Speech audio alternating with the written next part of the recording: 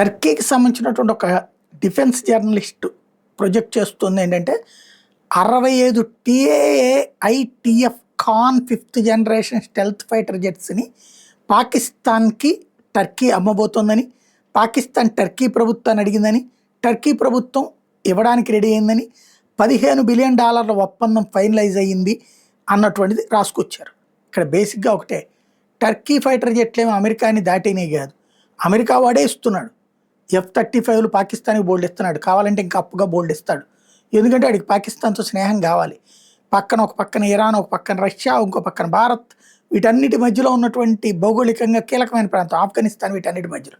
కాబట్టి పాకిస్తాన్తో వాళ్ళకి స్నేహం కావాలి.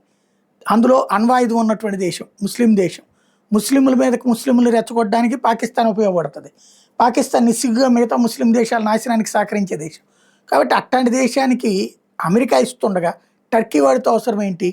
కానీ ఈ ప్రొజెక్షన్ ఈ మధ్యకాలంలో పాకిస్తాన్ గొప్పదన్న ప్రొజెక్షన్ క్రియేట్ చేయడం కోసం సోషల్ మీడియా వేదికగా కొన్ని కథలు నడుస్తున్నాయి.